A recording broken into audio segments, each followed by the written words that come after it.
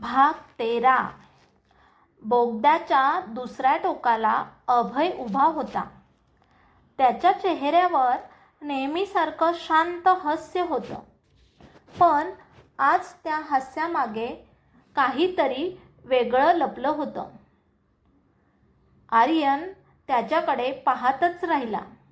अभय अभय हळूहळू पुढे आला. हो आर्यन, तू माझा भाऊ आहेस. अभय काहीच बोलला नाही. अमित त्याच्याकडे पाहत म्हणाला, आता तरी सत्य स्वीकार. अभय हसला. सत्य? तो आर्यनकडे पाहत म्हणाला, सत्य इतकं सोपं असतं तर तुमच्या वडिलांनी आयुष्यभर ते लपवलं नसतं. आर्यनचा राग वाढला. माझ्या प्रश्नाचं उत्तर दे. अभयने मान खाली घातली. हो आर्यन काही क्षण स्तब्ध राहिला. त्याच्या आयुष्यात अचानक पाचवा भाऊ समोर आला होता, ज्याला तो इतकी वर्ष फक्त एक विश्वासू व्यक्ती समजत होता.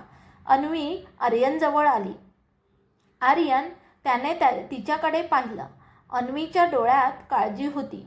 तू ठीक आहेस? आर्यन हळू आवाजात म्हणाला. मला वाटतं माझ्या आयुष्यातलं काहीच खरं नव्हतं. अन्वीने त्याचा हात हातात घेतला. आपलं प्रेम खरं आहे. आर्यन तिच्याकडे पाहत राहिला. हो, तो हळूच म्हणाला.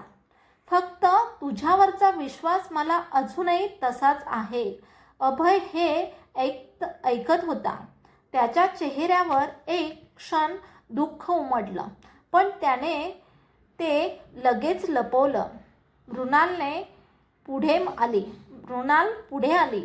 अभय, तू आम्हाला इतकी वर्ष फसवलंस. अभय म्हणाला, मी फसवलं नाही. समर्थ संतापला. मग काय केलंस? तुम्हाला वाचवलं. रोहनने विचारलं. माधवपासून? अभयने मान हलवली. हो, अमित मध्येच म्हणाला, पण त्यासाठी तू स्वतः माधवसोबत काम केलंय. अभयने अमितकडे पाहिलं, कारण त्यांच्याजवळ राहिल्याशिवाय त्यांचा पुढचा डाव समजला नसता.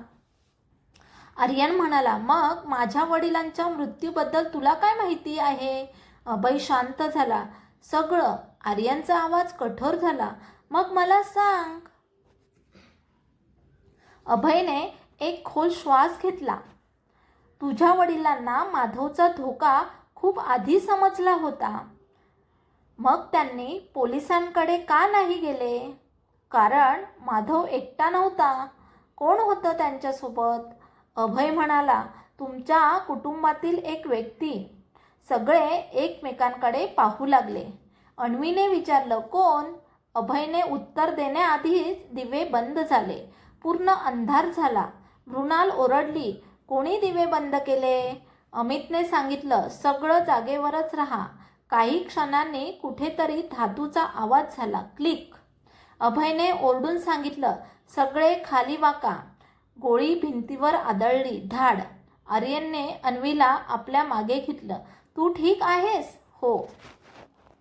अमितने टॉर्च चालू केली.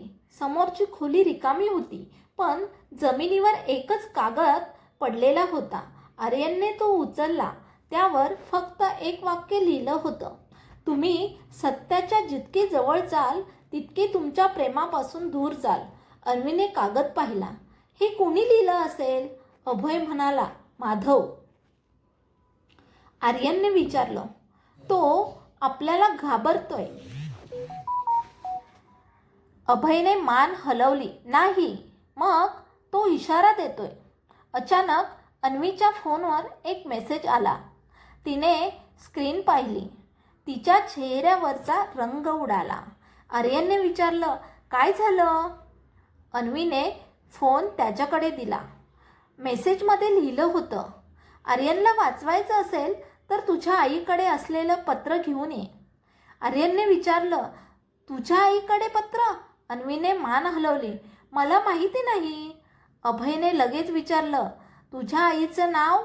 अन्वी म्हणाली, सुमित्रा. अभयच्या चेहऱ्यावर अचानक धक्का उमटला. सुमित्रा? हो. अभय काही क्षण शांत राहिला. मग म्हणाला, म्हणजे हे सगळं आणखी मोठं आहे. आर्यनने विचारलं, तुला तिचं नाव ऐकून एवढा धक्का का बसला? अभय म्हणाला, कारण तुमच्या वडिलांच्या मृत्यूपूर्वी शेवटची व्यक्ती जी त्यांना भेटली होती तो थांबला. ती सुमित्रा होती. अन्वीला धक्का बसला. माझी आई? हो, पण आईने मला कधीच हे सांगितलं नाही. अभय म्हणाला, कारण कदाचित तिलाही सगळं माहिती नव्हतं. आर्यनने विचारलं, मग त्या पत्रात काय आहे? अभय म्हणाला, बहुधा तुझ्या वडिलांनी सुमित्राला दिलेलं शेवटचं रहस्य. अन्वी म्हणाली, आपण लगेच आईकडे जाऊ. आर्यनने मान हलवली. हो. तेवढ्यात रोहनने फाईलमधून एक फोटो बाहेर काढला. थांबा, सगळे त्याच्याकडे पाहू लागले. रोहन म्हणाला, या फाईलमध्ये सुमित्राचा फोटो आहे. अन्वीने फोटो हातात घेतला. फोटो जुना होता. त्यात सुमित्रा आर्यनच्या वडिलांसोबत उभी होती. अन्वीच्या हातातून फोटो जवळजवळ खाली पडला. आई! तिच्या डोळ्यातून अश्रू आले. माझ्या आईचा आणि आर्यनच्या बाबांचा संबंध होता. आर्यनने तिच्याकडे पाहिलं. आपल्याला सगळं समजून घ्यावं लागेल. अन्वीने विचारलं, जर माझ्या आईचा तुझ्या बाबांशी काही संबंध असेल तर ती थांबली. आपल्या प्रेमाचं काय? आर्यन तिच्याजवळ गेला. आपलं प्रेम कुणाच्या भूतकाळावर अवलंबून नाही. अभय शांतपणे म्हणाला, पण एक गोष्ट आहे. आर्यनने विचारलं, काय? तुझ्या वडिलांनी सुमित्राला जे पत्र दिलं होतं त्यात फक्त माधवचा उल्लेख नव्हता. मग? अभयने आर्यनकडे पाहिलं. त्यात तुझ्या जन्माचं रहस्य होतं. आर्यन स्तब्ध झाला. माझ्या जन्माचं? हो, मृणाल म्हणाली. आर्यनला याबद्दल काही माहिती नाही. अभय म्हणाला, म्हणूनच ते पत्र माधवला हवं आहे. अचानक बाहेरून गाड्यांचा आवाज आला. अमित म्हणाला, आपल्याला इथून निघावं लागेल. अभयने एका गुप्त दरवाजाकडे इशारा केला. या मार्गाने सगळे त्या दरवाजातून पुढे गेले. काही मिनिटांनी ते एका जुन्या घराच्या मागच्या बाजूला पोहोचले. आर्यनने घराकडे पाहिलं. हेच बाबांचं जुनं घर. अमित म्हणाला, हो. अन्वीने त्याचा हात धरला. तयार आहेस? आर्यन म्हणाला, नाही. ती हलकसं हसली. मग माझा हात धर. आर्यनने तिचा हात घट्ट पकडला. आता आहे? घराचा दरवाजा उघडताच जुन्या आठवणींचा वास आला. आर्यन हळूहळू आत गेला. भिंतीवर त्याच्या बालपणीचे फोटो होते. एक फोटो पाहून तो थांबला. त्यात तो अमित आणि अभय तिघेही लहानपणी एकत्र उभे होते. आर्यनच्या डोळ्यात अश्रू आले. म्हणजे तू तेव्हापासून आमच्यासोबत होतास? अभय म्हणाला, हो. मग तू मला कधी सांगितलं नाहीस? कारण तुझ्या वडिलांनी मला शपथ दिली होती. कशाची? तुझं रक्षण करण्याची. तेवढ्यात मृणालला भीतीमागे काहीतरी दिसलं. इथे या. सगळे तिच्याजवळ गेले. भिंतीवर एक लहानसा गुप्त कप्पा होता. अभयने तो उघडला. आत एक जुना लिफाफा होता. त्यावर लिहिलं होतं, अन्वीसाठी. अन्वीचा श्वास थांबला. माझ्यासाठी?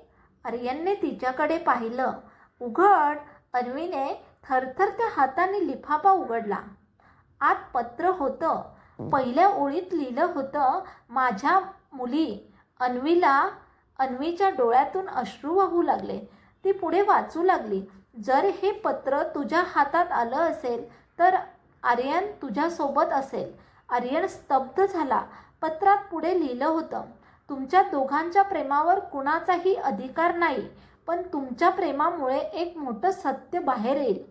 अन्वीने पुढचं पान उलटलं आणि शेवटची ओळ वाचताच तिच्या हातातून पत्र खाली पडलं. आर्यनने ते उचललं. त्यावर लिहिलं होतं, अन्वी, तू सुमित्राची मुलगी नाहीस. सगळे स्तब्ध झाले. अन्वीने आर्यनकडे पाहिलं. मग मी कोणाची मुलगी आहे?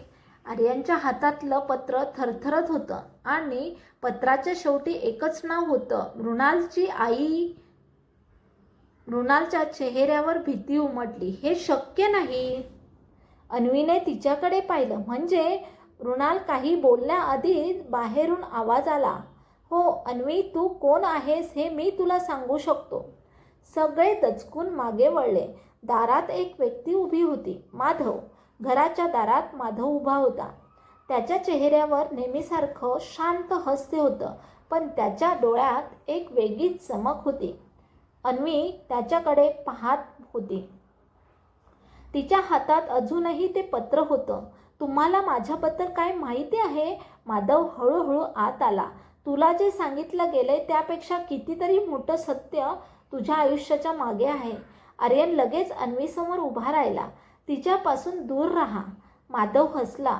तुझं तिच्यावर किती प्रेम आहे हे मला माहिती आहे. माझ्या प्रेमाचा विषय काढू नका. पण तुझ्या प्रेमाचं मूळ जर एका खोट्यावर उभं असेल तर. आर्यन काही क्षण शांत झाला. अन्वीने त्याचा हात पकडला. आर्यन, मला सत्य ऐकायचं आहे. माधव म्हणाला. मग ऐक. माधवने मृणालकडे पाहिलं. तुझ्या आईला हे सगळं माहिती होतं. मृणालच्या चेहऱ्यावर धक्का उमटला. माझ्या आईला? हो. मग तिने मला कधी सांगितलं नाही? माधव म्हणाला. कारण तिने दिलेला शब्द कोणाला? तुझ्या वडिलांना. आर्यनने विचारलं. माझ्या बाबांना? माधवने मान हलवली. हो. मृणालच्या डोळ्यातून अश्रू आले. मग अन्वी कोण आहे? माधव अन्वीकडे वळला. तुझ्या जन्माच्या वेळी तुझी खरी आई. तो थांबला. अन्वीचा श्वास रोखला गेला. कोण? माधव म्हणाला. ती मृणालची आई होती. खोलीत शांतता पसरली. मृणालने डोकं हलवलं. नाही, हे शक्य नाही. माधव म्हणाला. तुझी आई आणि अन्वीची आई एकच होती.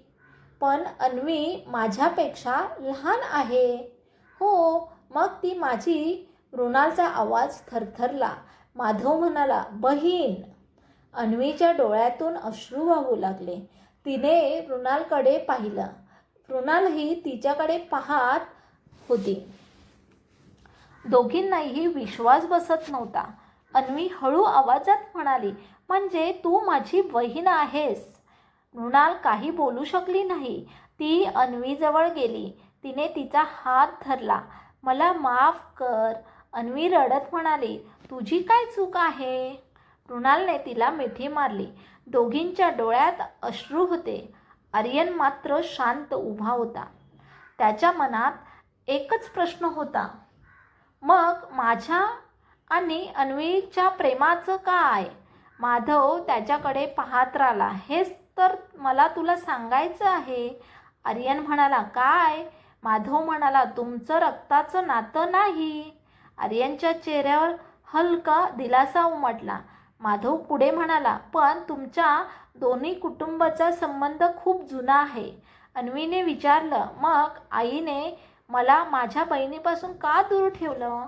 माधव म्हणाला. कारण त्या काळात तुझ्या आईला 2 मुलींना सुरक्षित ठेवणं अशक्य होतं. अमित मध्येच म्हणाला. माधव पुरे. माधव त्याच्याकडे वळला. तू अजूनही तिच्यासाठी सत्य लपवणार? अमित म्हणाला. सत्य सांग, पण पूर्ण सांग. माधव हसला. ठीक आहे. तो आर्यनकडे पाहत म्हणाला. तुझ्या वडिलांनी अन्वीला वाचवण्यासाठी एक मोठा निर्णय घेतला. आर्यनने विचारलं. काय निर्णय? अन्वीला सुमित्राच्या स्वाधीन केलं. अन्वी दचकली. म्हणजे सुमित्रा माझी आई नव्हती? माधव म्हणाला. नाही. अन्वीच्या डोळ्यातून अश्रू आले. पण तिने मला वाढवलं. हो. मृणाल तिच्याजवळ आली. आईने तुला जन्म दिला नसेल, पण तिने तुला मुलीसारखं वाढवलं. अन्वीने मान हलवली. माझ्यासाठी तीच माझी आई आहे. आर्यनने माधवकडे पाहिलं. पण तुम्हाला हे सगळं कसं माहिती? माधव काही क्षण शांत राहिला, पण म्हणाला. कारण या सगळ्या योजनेचा एक भाग मीही होतो. अमित संतापला. खोटं. माधव हसला. खोटं? तो म्हणाला. तुमच्या वडिलांनी मला सुरुवातीला तुमच्या वडिलांनी मला सुरुवातीला विश्वासात घेतलं होतं. आर्यन दचकला. म्हणजे बाबा आणि तुम्ही एकत्र होता? हो. मग नंतर शत्रू कसे झालात? माधवच्या चेहऱ्यावर कटुभाव आले. संपत्ती. तो म्हणाला, माणसाला प्रेमापेक्षा संपत्ती जास्त बदलते. तेवढ्यात अभय पुढे आला. माधव, आता पुरे. माधव त्याच्याकडे पाहून हसला. तू अजूनही तुझ्या भावाची बाजू घेतोस? आर्यनने अभयकडे पाहिलं. तू खरंच माझा भाऊ आहेस? अभय म्हणाला, हो. मग माझ्या वडिलांच्या मृत्यूच्या वेळी तू कुठे होतास? अभयच्या चेहऱ्यावर वेदना उमटल्या.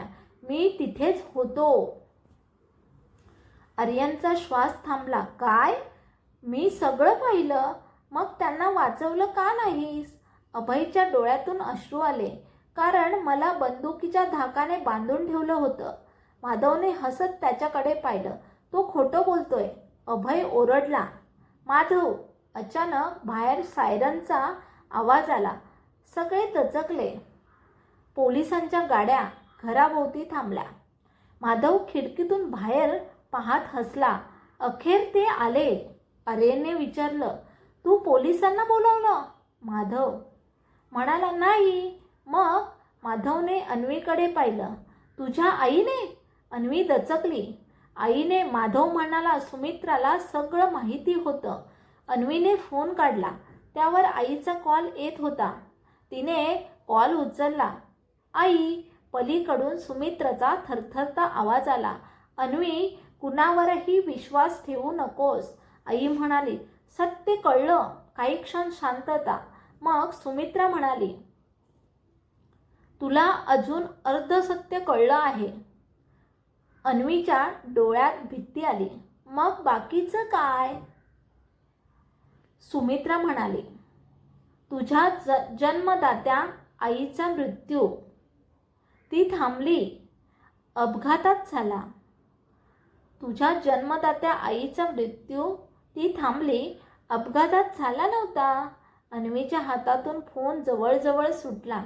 मग सुमित्रा रडत म्हणाली, तिचा खून झाला होता. खोलीत सगळे स्तब्ध झाले. मृणालच्या चेहऱ्यावर भीती होती. आईचा खून? सुमित्रा म्हणाली, हो. मृणाल फोन जवळ आली. कोणी केला?